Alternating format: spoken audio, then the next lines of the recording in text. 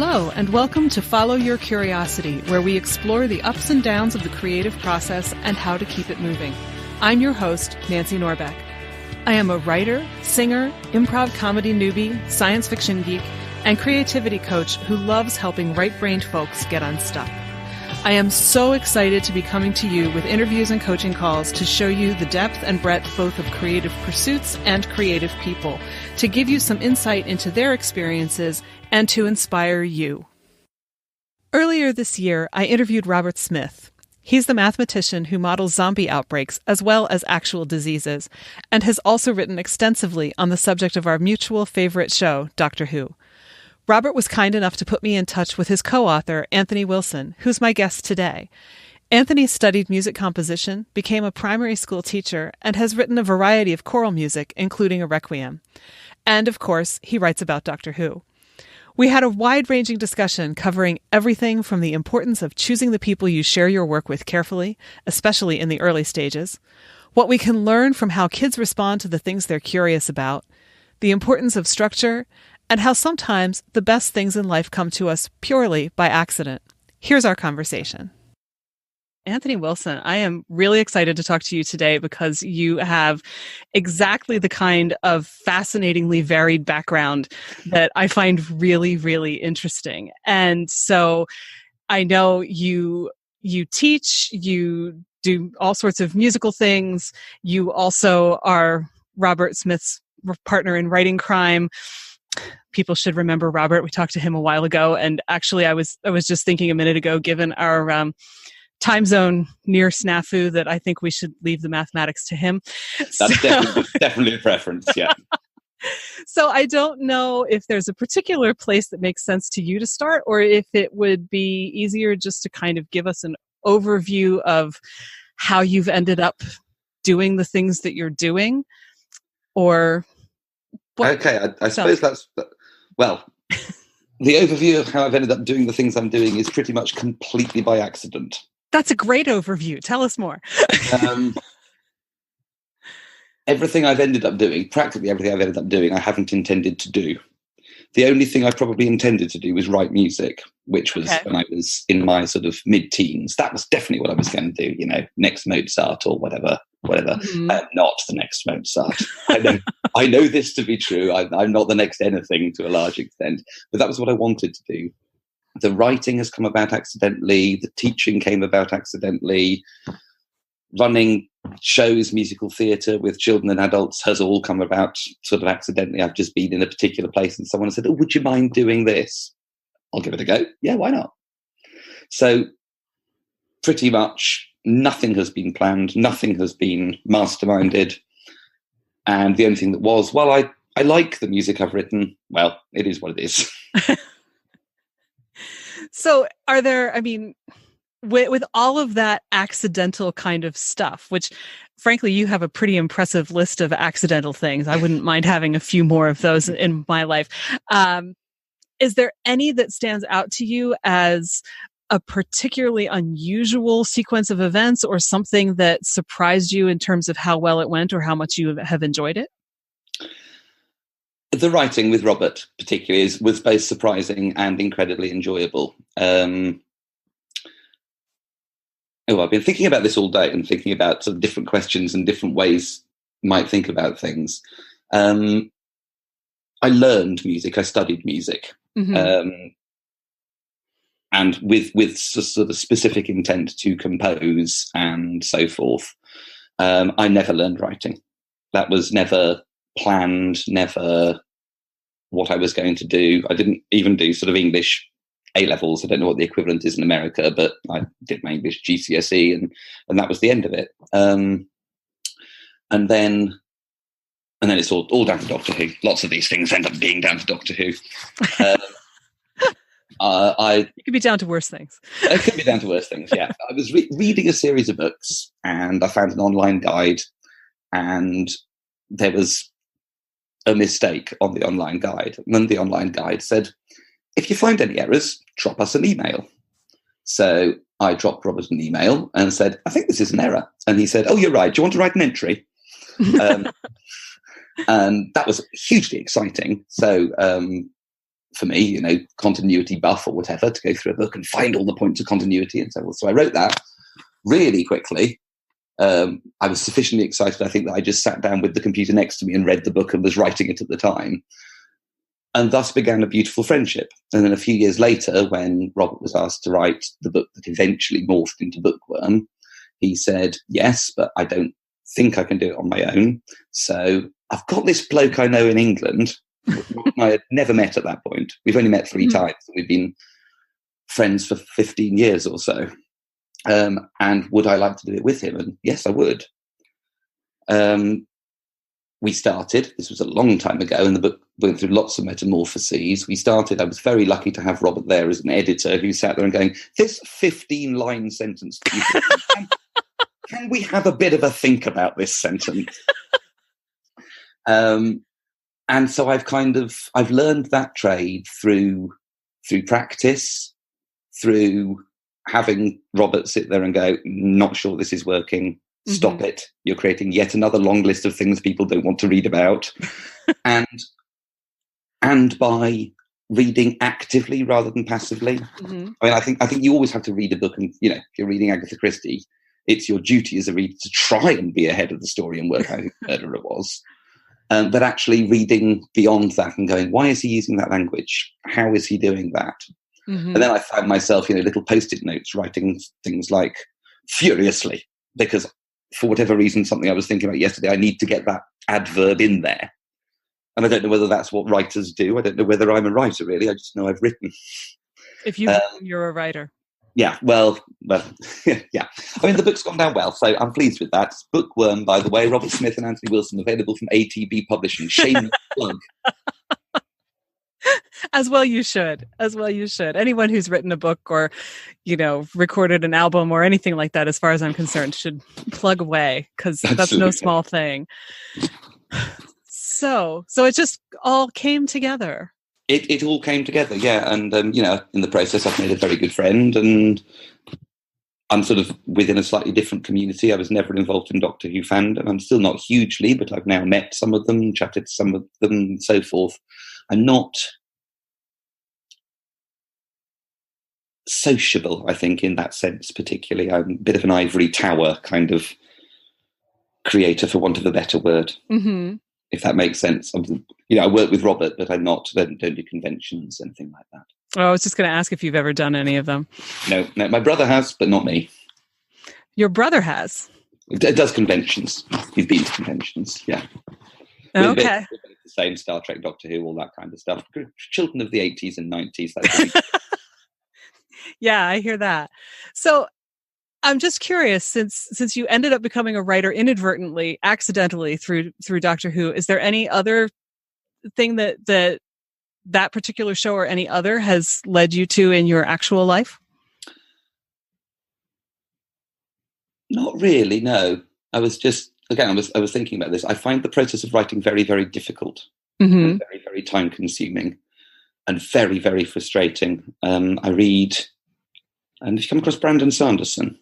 No. Okay, American fantasy writer from Utah.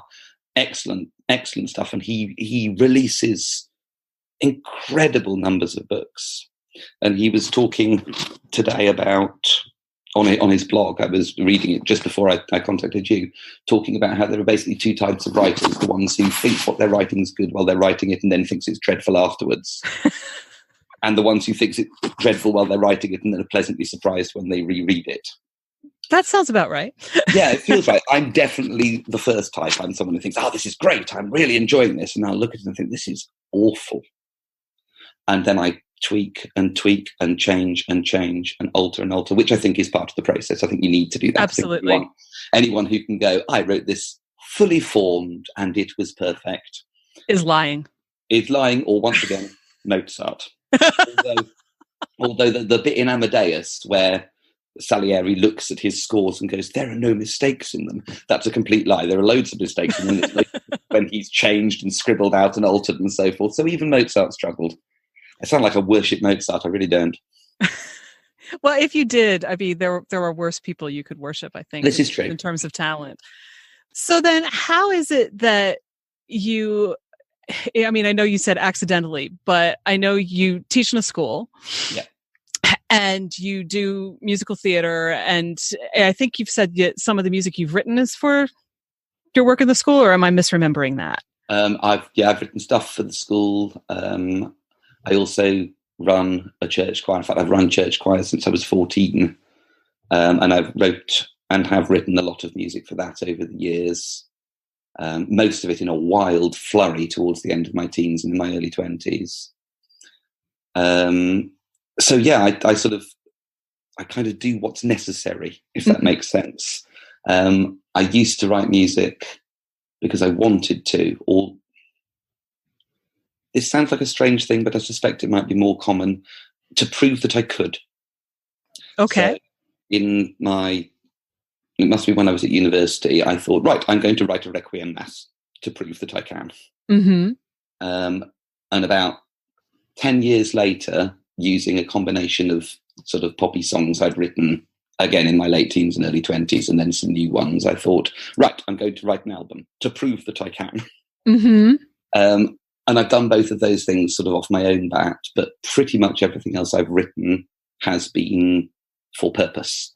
Mm-hmm. So there's been a need. Someone said, we need incidental music for this play.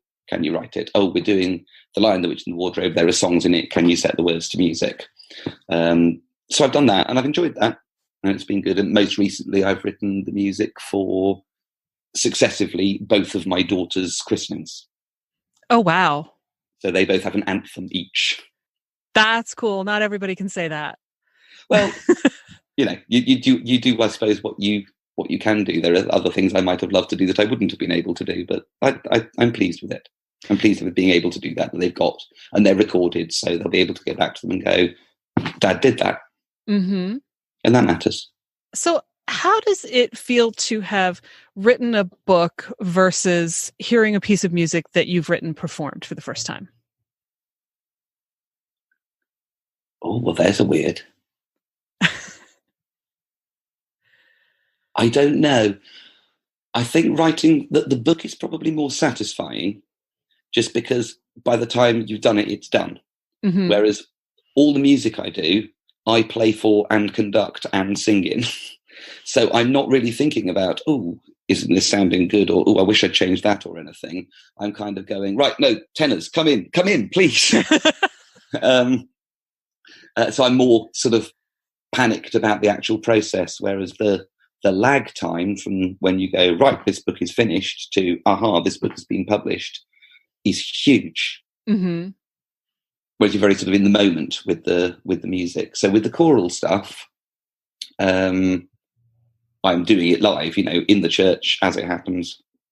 The piece I wrote for my second daughter May's christening, which was a couple of weeks ago, the vicar came up afterwards and said, "You looked shattered after that." Absolutely, I was. The album's a different thing, because that, in a way, I sat there for 3 weeks and built all the backing tracks. I did the whole thing with backing tracks. Turned up with a recording of the backing tracks to a recording studio for 6 hours and recorded them all straight, and it was done. And a little bit like the book, it was then done. And the total number of people who've listened to that album is about 4. So, I'm one of them and I enjoy it, so that's all right. Well, it is important that, that you value it, even if someone else doesn't. It's not that someone else doesn't, it's that I don't share it. Okay. I did with a few people. Someone said, "Oh, this is very depressing," and they're right. No, they're absolutely right. To paraphrase someone I heard, I think it was Martin Joseph I heard in concert. He said, and it's true of him and it's true of me, that we both make Leonard Cohen sound like Julie Andrews.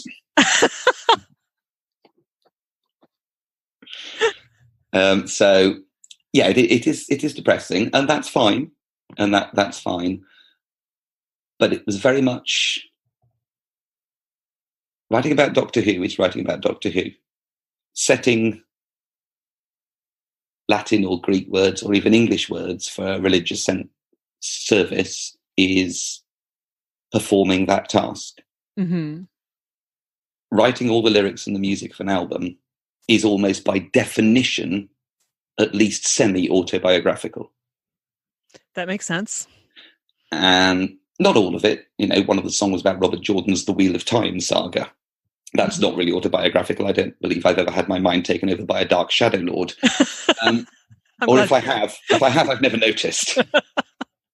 But some of it is semi-autobiographical. And that makes it much harder to share. Mm-hmm. So you choose who you share it with. Yes. And once you've made that choice, you get their reaction to it. And that was enough, in a way. Fair enough. It was something I wanted to do it. But hey. Yes. And I'm not sure quite where to end that conversation. That's where it stopped. But, I'm thinking about that. And first of all, I should say that I did not mean to imply that, someone came up to you and said, oh, your album is terrible. But there is the notion that, not everybody's going to be your audience. And so, the fact that it's possible that someone will say, I didn't like your book, or I didn't like this, or I didn't like that, doesn't mean it's bad. It just means that it wasn't their thing. Absolutely. But sorry, I'm interrupting you now. No, go ahead. Dependent on your mindset, that can be very, very hard to take. Yes. And actually, no one said it was bad, because I chose very carefully the people I gave it to. Mm-hmm. And they're all far too polite to say it was bad to me if they thought it was anyway. But the book going out there has been a much, much more interesting experience. The reviews have been very positive, but even when you get the tiny negatives, you've got to have a mindset that can go, okay, that's fine. You didn't like that, or you disagreed with that, or whatever, which is fine. And there were some errors in the book that have been picked up in reviews. So they are going into volume 2 as a let us laugh at ourselves method of, we made these errors. We shouldn't have done. Hey ho. Which is one way to deal with it. Right. But again, harder if it's you're putting on the page. Yes. Much harder. So I don't know. It's the battle. Well, the battle I have, I can't speak to anyone else. The battle I have is being horrendously self-critical. And so I struggle to like all the things I've done. There are things I'll listen to, and particularly early things I've written that I reread. I just think, God, I wouldn't do that now, which is great because it means I've got better. Right. I've improved. And I can recognize that, and I could change and so forth.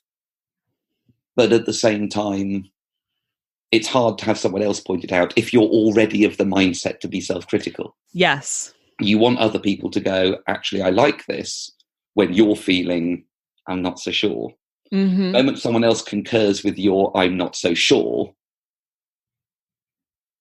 you can spiral down if you are not of a hard enough, strong enough mindset. And sometimes I am of a hard enough, strong enough mindset, and sometimes I'm really not. Yeah, I think that's completely normal, but I'm glad that you're bringing it up because, on the one hand, it's super easy for me to sit here and say it doesn't necessarily mean your work is bad. It's just not your audience. It's easy for me to say that. It's easy for me to forget it. It's much easier said than done. And I think, there's an impulse, and I wonder sometimes how much of it is just human nature and how much of it is conditioned into us to instinctively doubt everything that we do and be so critical of our own work. I know when I finished my MFA program, I was one of the few people that I knew in my program who still liked my book. I was really, really shocked by the number of people who said, I hate this book. The only thing this book is good for is to get me a diploma. I really hate this book. I'm never looking at it again once I finish and all that. And I was like, my book's not perfect, but I really like my book. I like my characters. I still want to do work on it, but I don't hate it. And I was really, really struck by that to the point where I started to wonder if there was something wrong with me because I still liked my book. So, it's one of those weird things. Everybody hears it differently, but sometimes I think it's sort of like when you see a photo of yourself, everybody says, oh Lord, this is a terrible photo. I hate this photo. This is horrible. Burn it, and sometimes I think, is it really that bad? Or have we just all heard that so many times that it's become a part of us regardless of what we might actually think? Maybe we kind of lose track. I think that's interesting. I think there's possibly a couple of things going on there. Knowing nothing about your MFA program or anything like that, I think some people perhaps do the book to get through the diploma, and possibly some people do the book because they care about the book they're writing. So there's sort of differences of the way you're coming towards it in the first place. But I don't know. There are people out there, and I envy them in many ways, who are able to go, this will do. 90% of people are like it, it's fine. And I think it's really hard to be a perfectionist. Yes. And I've had to kind of learn not to be, in a way. And I remember, I'm tangenting all over the place. That's okay. A friend of mine a long time ago was doing teacher training. And she had to give it up because she was a perfectionist, because her lesson plans would say, and then the children will do this. Oh. And they didn't. No. and she couldn't roll with it. I mean, I think, valid reflection on a lesson afterwards is possibly, well, that was awful. I will never do that again. And that's all the reflection you need to do. But if you're a perfectionist within teaching, that's almost impossible. But on the grounds that teaching is, 6 or 7 hours a day, and then you're on to the next day and the next day. Right. You can lose the perfectionism in that aspect, but you don't lose it in others. And the problem with perfectionism is nothing is perfect. Exactly. And there's also the perfectionism of, if I can't make it perfect, I'm not going to bother. Yeah, that's very easy to fall into. Yes. Yeah. But I know exactly what you're talking about with teaching. I used to teach with a guy who was, I don't know if it's more accurate to say that he was a perfectionist, or more accurate to say that he had a touch of OCD.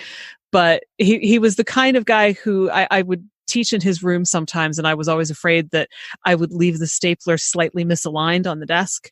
Right. And he had the same kind of thing. I mean, he would have a set of directions that the kids had to follow step by step by step, and would be, upset with them if, instead of going to the menu that said file save, they would just hit the little disk icon because they knew that it did the same thing. Right. Or if the internet went down and it flummoxed all of his plans for the day, he just couldn't function. So, and I was just like, okay, so you make up something else. But then I'm a much more seat of my pants kind of person with things like that. So that didn't bother me as much. Yeah. Yeah. If you definitely, I mean, the idea that, and then the children will do this. Yeah. I think you would find out in a hurry that, in Fantasyland, the children will do this, but in the real world, I'm not even certain they will in Fantasyland, to be honest. One of my maxims of teaching is, when you have explained the thing 15 times over from every possible direction, so there is no possibility that any child has even vaguely misunderstood, at least 3 children in that room have no idea what you're talking about. Yes. And there will be at least 3 more ways that you'll have to think of to explain. Yeah, absolutely. Yes. So you went from music into teaching, or were they sort of the same process? No, not at all. I had no idea what I was going to do when I finished my degree, and my tutor said, "Oh, there's a school down the road looking for a teacher. Do you want to do it?"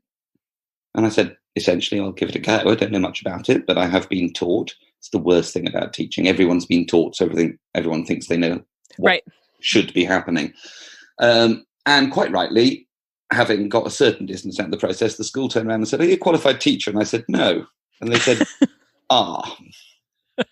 So quite rightly at that point, the school went, "We don't think we can do this." And they were right to make that call. And I was hugely disappointed. So I thought, okay, maybe this is what I should be doing. So I signed myself up for a teacher training program with about 4 days to go before it started. And ended up initially teaching music in secondary schools and eventually transitioning to primary, which is where I probably should always have found my niche. Fair enough. So is there a particular reason that you prefer primary over secondary? I think actually it's the style of the way it's taught more than anything else. I enjoyed a lot of the secondary teaching. I lost a lot of faith in the United Kingdom secondary school music curriculum, which required things that I don't think were helpful. I'm not going to go into too much detail on that. But primary, I become a teacher of everything. Whereas secondary, I was a teacher of music. And there's okay. That makes sense. Yeah. So you get to have a finger in everything, essentially. Yeah, you're with your one class for all the time. Mm-hmm. And you're teaching them maths and literacy and history and sociology and geography and whatever you fancy, philosophy. I try and get as much stuff as I can in there. Interesting, fun things. Whereas secondary, it's subject specific. So I think that's that more than anything, but I did enjoy teaching secondary as well. Okay. And you've been doing primary for quite a while now, right? 19 years. That's a good while. A fair while, yeah. Yeah, you must like it or you wouldn't be there anymore. Yeah, I'm lucky with the school I work at as well. I travel quite a long distance to work at the school I work at because it's a school that's good to work at. And you do several things there. Yeah. I teach year 6. I run all the music. I'm the deputy head. I'm the school business manager. I run all the data. There we go. And I want to just hear all that and think, when do you sleep? The funny thing is, I used to joke, or when I do a show, because I do those in the evening, the little biog of me on the thing I've done this many shows, these children, this adult group, church choir, and etc., etc. And the final line is always, in his spare time, he's deputy head of the primary school. It does begin to feel a little bit ridiculous. It's the curse of being someone who struggles to say no. Mm-hmm. And because there is nothing I do that I don't enjoy. That's such a beautiful and rare thing to be able to say. It really is. It really is. I've been very, very lucky. But the problem is when you enjoy something, like an alcoholic, you struggle to stop. Mm-hmm. So if you think, actually, I'd really like to do that show, or I'd really like to do that, or I love working with these kids, or that adult group's great, or yes, Robert, I'd love to write a book about it. I've never done that before. And you end up going, oh, I've got a lot of things on my list all of a sudden. But it's all good. It's all good. Well, you have to be careful. You have to be careful that you don't sacrifice the people closest to you because you're out all the time. Yes. And that's been an interesting thing since my children have been born. I would imagine so. Making sure that I'm still seeing them and spending time with them and so on. But I do. Is there any secret to how you've balanced things since then? Bedtime. Bedtime is the secret. The children, at the moment, go to bed at 7. Most of my rehearsals start at 7:30 or 7:45 or 8 o'clock. And I get up stupidly early to get into school stupidly early to do all the admin stuff I need to do in the mornings and on my admin days. So I can leave at such a time that I can get home and see them and put them to bed before they go to bed. And I spend the bulk of the weekends with them where I can.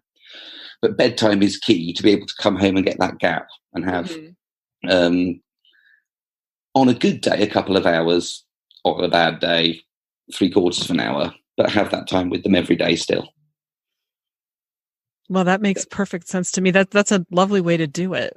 Yeah, it works. I couldn't do a job where I got in later than bedtime every day because I just wouldn't see them, and I could not do that. No, and you shouldn't. No. Are they old enough that you can do any music with them yet?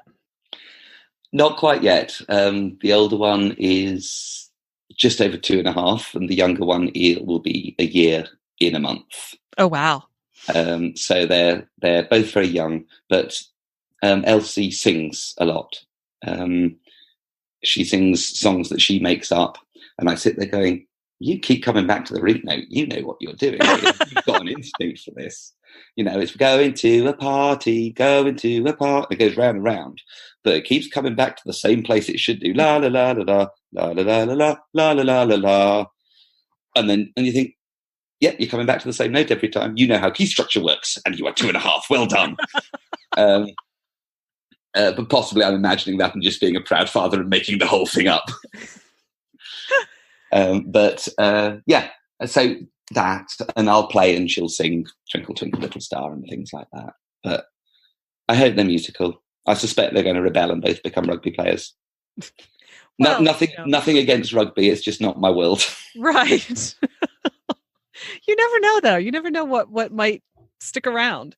If I have something I want them to do, it's to find something they love and do it. And I don't care what that is, and I will support them 100% of the way. It's music, dance, rugby, cricket, I don't know, garage music, whatever. I can't even pronounce. I always get that wrong. I don't mind what they do, but find something you love, do it, and do it well. Do it properly. If you're going to do something, do it properly. Don't drift. No, I think that's great. And I think, that's really what kids need, is the permission to go and find their own thing. Oh, yeah. And adults. Yes. I think a lot of adults need to be given permission to go and find their own thing. We do. Isn't that funny? Because, as a coach, I definitely talk about permission, because it's this thing that I think, you grow up with needing a permission slip to do this, or needing at least here a hall pass to go use the loo during school, or whatever. And suddenly somehow I think we all feel like we have inherent permission to go do math or science, or build something, or do something that many people would call useful.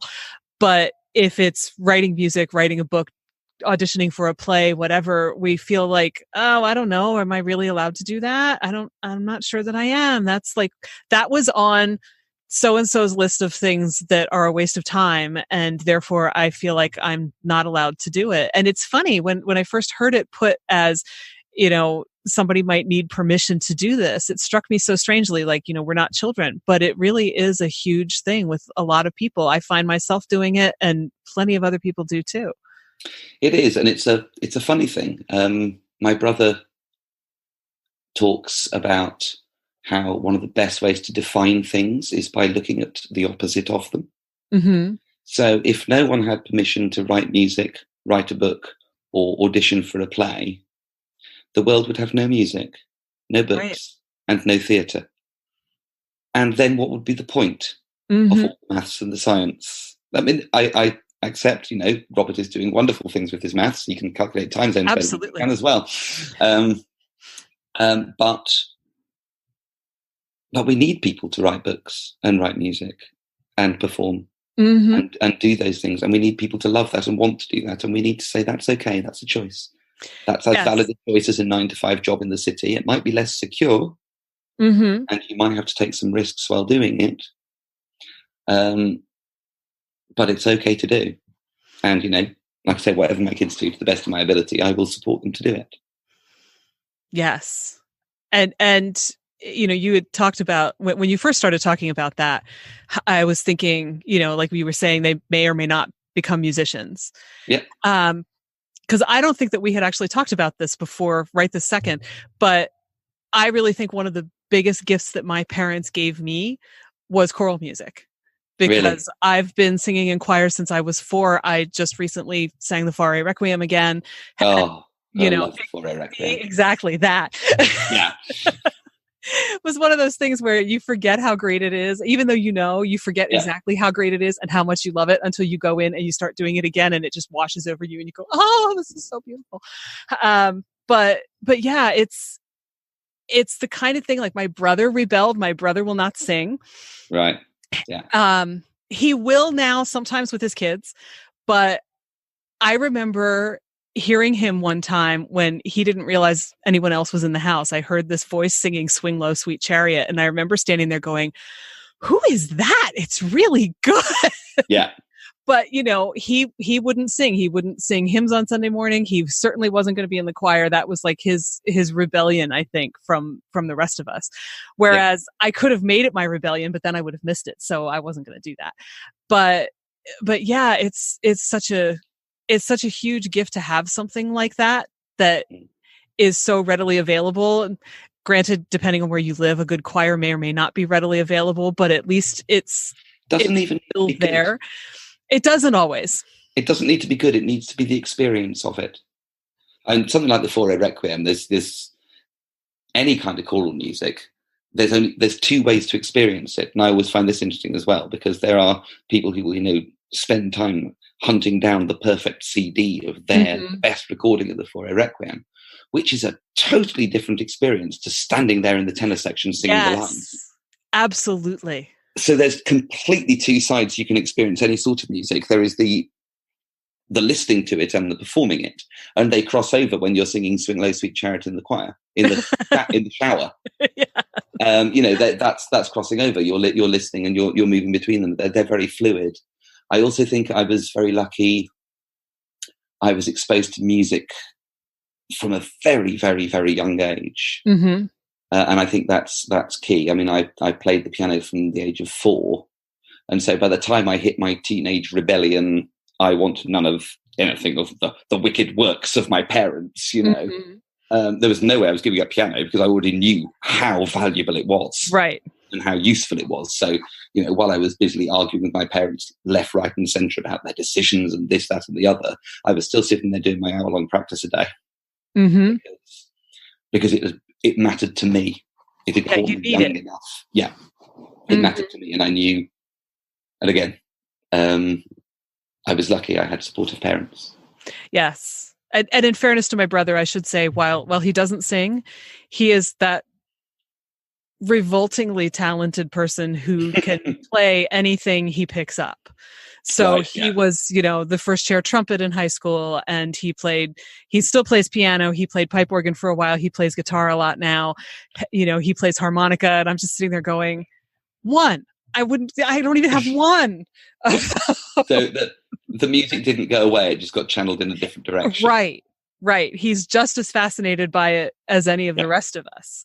Yeah. So it's still there. And with the kids, I think even more so, because they'll come home and, make up songs and all of that kind of stuff like they do. Yeah. But I'm hugely envious of people who can play the guitar. I've always wanted to. But by the time I was old enough to want to, I was too old, because I could play the piano, to have the patience to go back to the beginning. Yes. And learn things that were really, I watched other people in my school year go, oh yeah, just go to the G minor 7 augmented 6. It's like that. And you just no, I don't have time. I can only do D.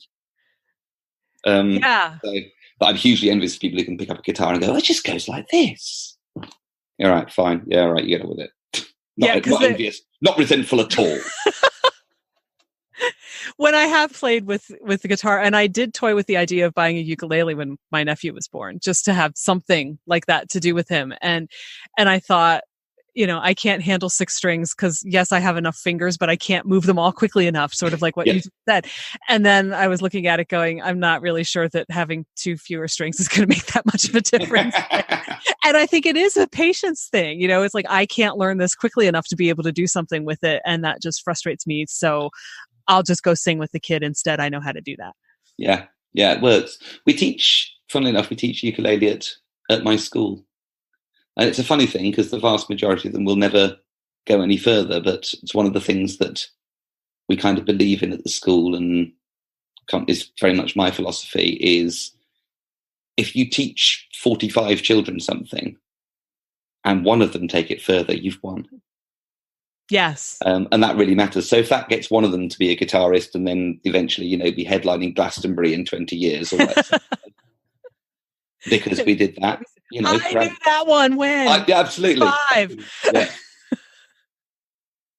Yeah. Which I think is good. It is about exposing children to as many different stimuli as possible to see what gets them. What are they fascinated by? You can see the kids who the maths is like music to them.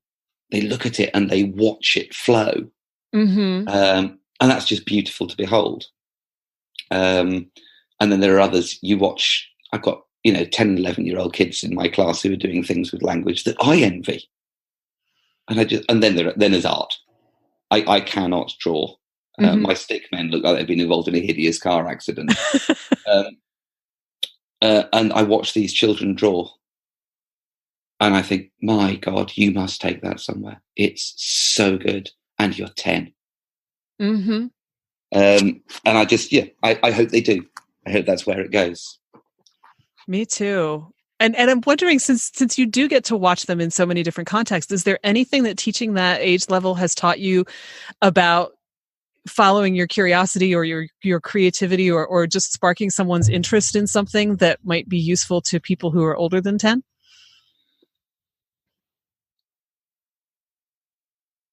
Yeah, ignore all the rules. Ignore all the rules.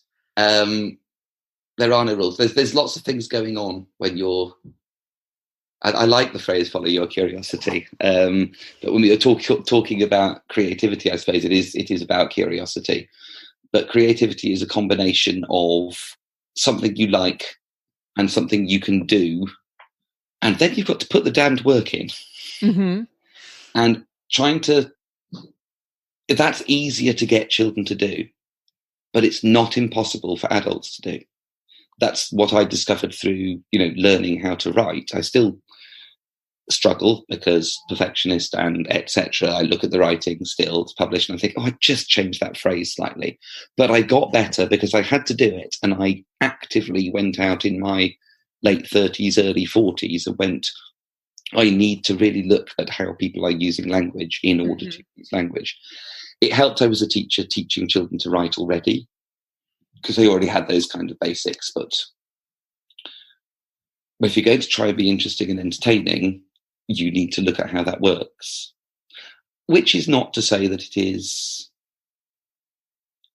mechanical, because it can't be. Right. And it comes, and all of these things, and I think that's the hardest thing about anything of being creative, is some of it comes from knowledge and understanding and learning that if you play a B flat chord, E flat is a chord that is going to fix closer to that than G. Mm-hmm. You can do B flat to G, but you have to know how all that works together, and that's the learning. But then there's a part of it that comes out of nowhere, a part of it that you look at it and you think. I look at particularly the Requiem I wrote when I was a teenager, and I think, I don't know where this came from, and I don't think I could do it again. Yes. So you've got two things going on. Even as an adult, sometimes you have to do the hard graft, and you also have to trust yourself. Mm-hmm. And I would argue that children are much better placed to do both things. Children are used to doing work. They have homework. That's their life. They go into school to learn stuff. When you're an adult, you don't stop, because obviously you go to new jobs and you have to learn systems and so forth. But you know enough. You're not open, I think, and I'm maybe talking about myself. That's all I can talk about. But you're not necessarily open enough to realise you actually need to do some hard learning here. Mm-hmm. And at the same time, children trust their instincts much more than adults do. Adults second guess themselves all the time. I do it all the time, constantly. I'll write something and think, is that good? Is that bad? Children will just write. Mm-hmm. And sometimes it's just genius. It's absolutely brilliant because they're not really thinking hard. They might not be getting all the full stops and capital letters in the right place, but that can come later. That's right. An awful, terrible thing for a teacher to say. Don't quote me on that. No, quote me on that, because they're allowed to be creative so long as they then go back and fix the capital letters and full stops. But sometimes they come up with these moments of sheer beauty in their writing because they're not overthinking. So if there are lessons we can take from children into adulthood for being creativity, it's that you've got to be open to learning your craft. You've got to be able to go, I don't know enough about this, I need to work harder. The Brandon Sanderson thing I mentioned earlier, he said you need to trust yourself enough to be bad. Start by writing a bad book and then go through and make it better, rather than stopping writing after chapter 2 because you think you're writing a bad book. The quote, which I loved, was, if you do that, you'll never be any good at endings. And I thought that was a really interesting way of putting it. It is, but he's absolutely right. I mean, and that first draft is going to be bad. Yeah. I mean, it may not be like, bad along the lines of this is the worst thing that anyone's ever written and you should never be allowed to pick up a pen and a pencil paper ever again. I hope no one ever says that to me, although someone came close. I'll tell you about that in a moment. But it's not going to be as good as it's going to get. It is by definition the worst it will be when it's a first draft because it's got nowhere to go but up.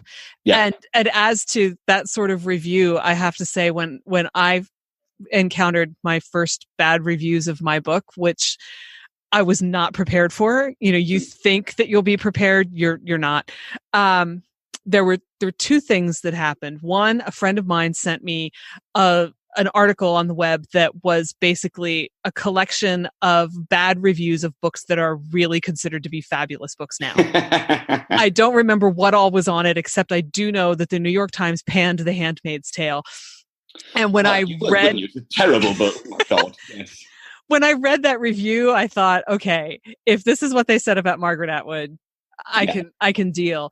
But the other thing was that I had been emailing one of my grad school advisors, who is quite the prolific author in her own right, Rachel Pollack, and we had bonded in grad school because of Doctor Who. So we are always Doctor Who's always there, isn't it? Always there. We always email back and forth after new episodes and things like that. So we have an ongoing conversation, even though it's been 10 years since I finished. And I mentioned this to her, and she wrote back and she said that I don't remember which thing it was that she wrote. She may or may not even have told me, but she said someone declared it the very worst thing that had ever been written in the universe. And that at first she looked at it and she thought, wow, that must really be bad. But she mentioned in the email that she wished she still had a copy of it because, okay, I've hit the worst in the universe ever.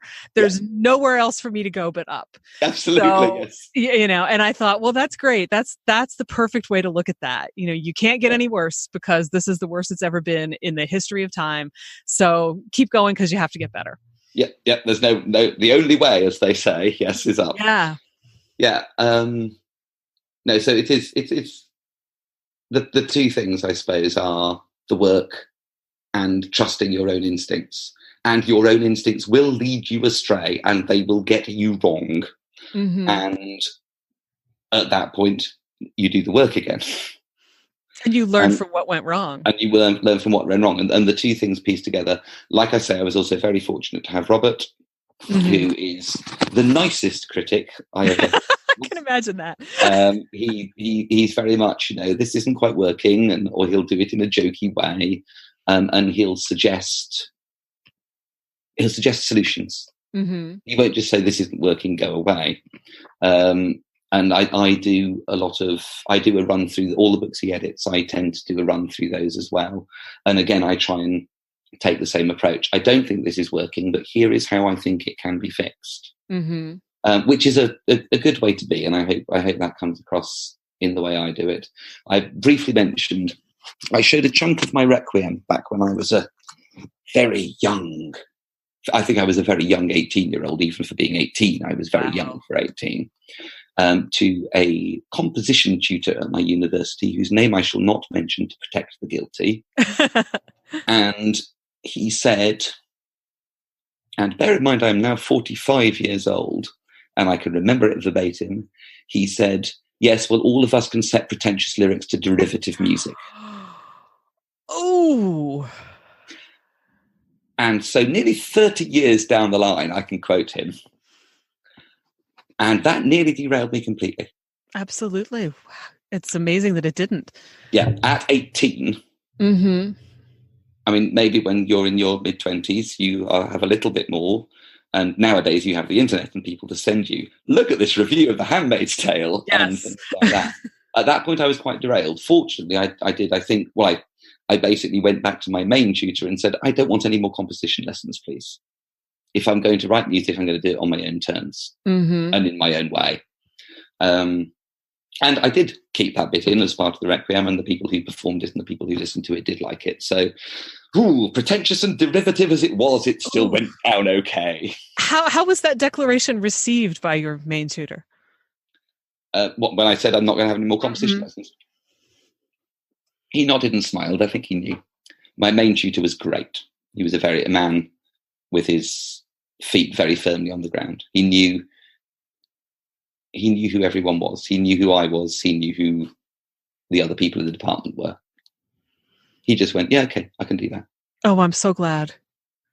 But you're reminding me, I think so many people get derailed because they go out and they write something, they create something, and they're so excited about it that they just want to show it to everyone. And they don't think about who they're showing it to. It's like what you said before about, I chose very carefully who listened to this album that I made. And there's something so important about that, especially at the very beginning of that process, because if you have, the first 5 pages of something that you've just written, and you can't stop thinking about it. You want to write more, but you're so excited you have to have somebody else listen to it. And you don't choose that person really, really carefully. Yeah. Anything they say can stop you in your tracks. I've told people, at that stage, what you have is made of gossamer and moon dust, and there's barely anything holding it together. Once you get to the point where, you have 100 pages or something that resembles something close to a finished work, not necessarily finished, but enough of it that you know what it is and you feel secure about it. And you're like, this I feel really, really good about. Then you still should probably be careful, but I don't think you have to be as careful, because I don't think you'll be derailed as easily as you are in that very beginning stage. But you still, don't just walk up to some random stranger on the street, because they're first of all going to look at you like, hello, crazy person. Why do you want me to listen? Why are you handing me a manuscript? Yeah, exactly. But still, you want to pick the person who can look at it and see the potential in it, even if it's not perfect, and know how to encourage you, rather than saying something like that particular person said to you, which makes you want to, go home and dig yourself a hole, bury yourself in it, and never come out again. Yeah. I think choosing the first person or the first people is very important and very difficult, because this is going to sound like a ridiculous thing now. I'm going to say it's the halitosis argument. Okay. It's the what your best friend needs to tell you argument. Someone who can very nicely say, there is a problem and here is how I can help you fix it. Or give you the encouragement you need whilst pointing out the flaws. You can't have someone who's going to say, oh yes, it's absolutely brilliant, when it's not. Right. And you can't have someone who's going to say it's absolutely dreadful when it's not. Right. You need an honest friend. The funny thing is, with the exception of writing the Doctor Who book with Robert, because I was writing the Doctor Who book with Robert, I have never done that in my entire life. I have only ever presented completely finished works to people. They've never seen works in progress. They've never seen halfway throughs. They've never seen anything. The first anyone heard of any of the songs on my album was when I handed them a CD. It was done and it was finished by that point. So I never did that. Yeah, well, and after that comment, I can't blame you. I really can't. Yeah. But, it also sounds from the way you talk about it, like you knew, I did this for me and I'm happy with it. And that's really the thing that matters. And you might enjoy it too. And I hope you do, but I did this for me. So your opinion isn't going to stop me in no small part because I've already finished it, but it's also not necessarily going to completely throw me off, even if you hate it at this point. Yeah. And I think that's a huge advantage of deciding that the things you're going to do are the things you're going to do for yourself. And what else happens to them, if anything else happens to them. My girls will probably end up listening to my album, music to slit your wrists to, at some point, and they'll know Daddy did that, and that'll be fine. Or they might not. Or they might sit there thinking, God, what was he on? And that's fine too. I don't mind. I did it for me for the most part. And I think even a lot of published people, published authors, musicians, etc., in the end, they've done it for them in the first instance. It's great that they can make a living out of it. It's fantastic. Absolutely. But I think a lot of people do it for them. So I suppose that's my other thought is, if you want to do it, do it. Don't worry about audience. Don't worry about this. Don't worry about that. Just, if you want to do it, do it. When it's finished, then see where you want to be with it. Yeah, I mean, you are your first audience. Yeah. Always. And you can frequently be your most critical. Yes. Yes.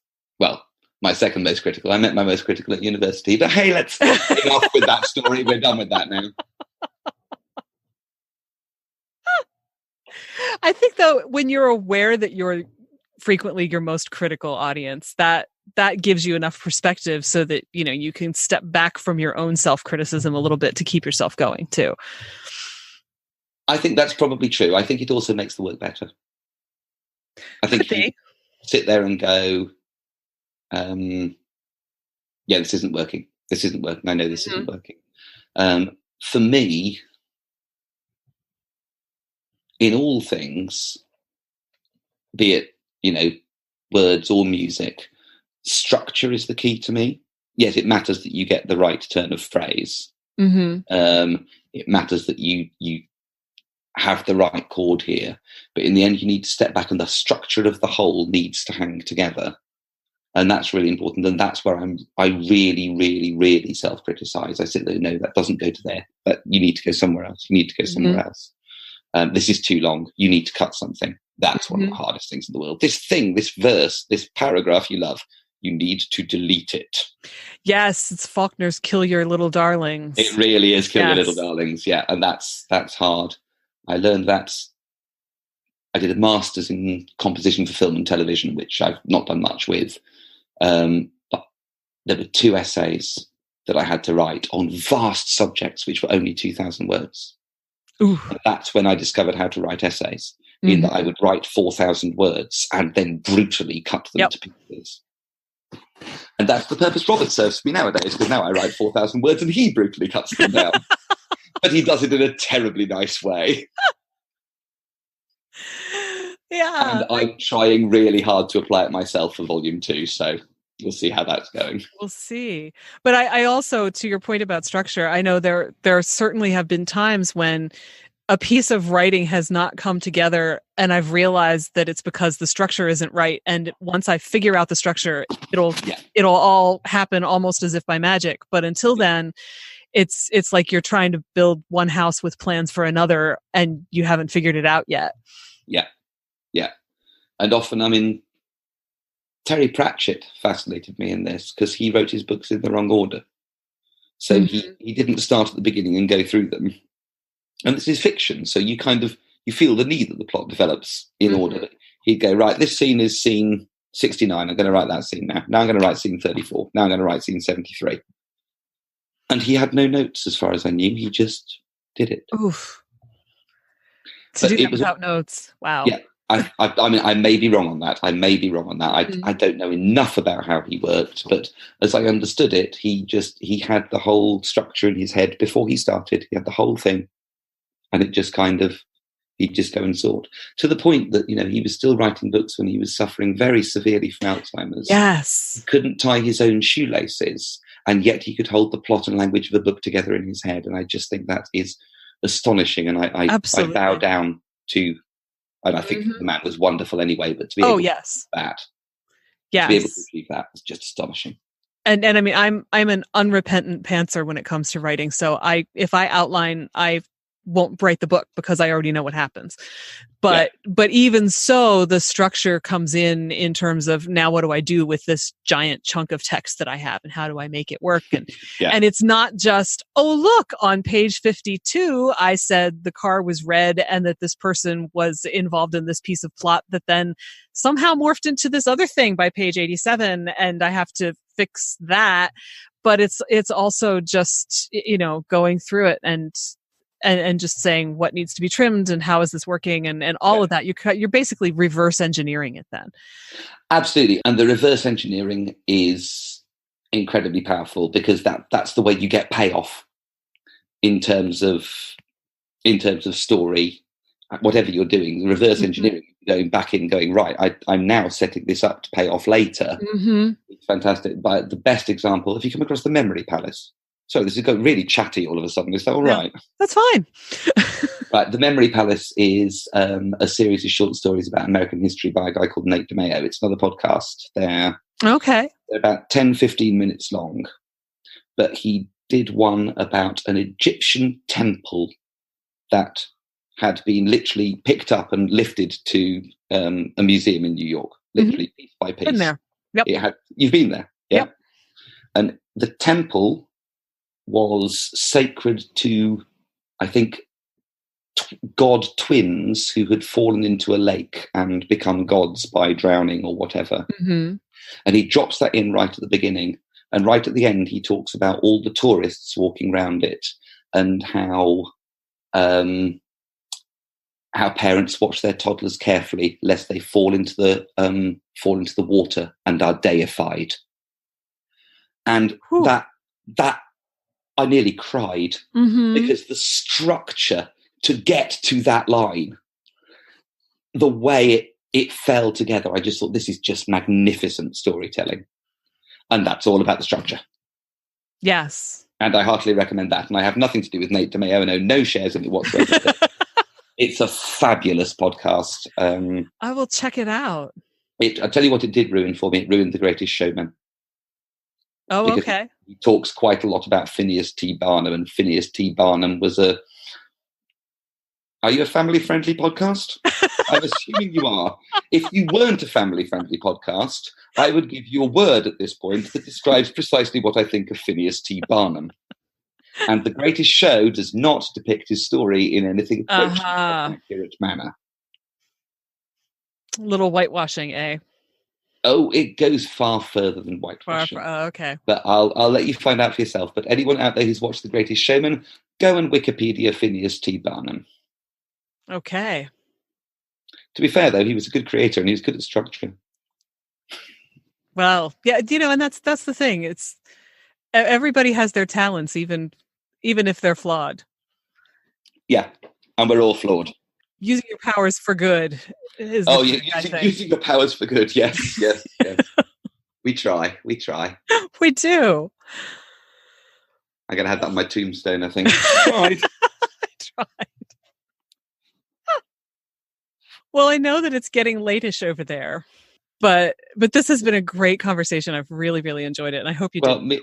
Absolutely, me too. Like I said, it's been very rambly and very all over the place. So, cut it to pieces, do whatever you want to it. Oh, no. It's great. Make it make more sense if you like. But it's great the way it is. Well, it's been lovely talking to you. Thank you very much for inviting me. That's our show. My thanks to Anthony Wilson and to you for joining us. Please don't forget to subscribe, rate, and review, and share this episode with a friend. You can find show notes, the 6 creative beliefs that are screwing you up, and more at fycuriosity.com. I'd also love for you to join the conversation on Instagram. You'll find me at fycuriosity. Follow Your Curiosity is produced by me, Nancy Norbeck, with music by Joseph McDade. If you like Follow Your Curiosity, please subscribe, rate, and review on Apple Podcasts or wherever you get your podcasts. And don't forget to tell your friends. It really helps me reach new listeners. See you next time.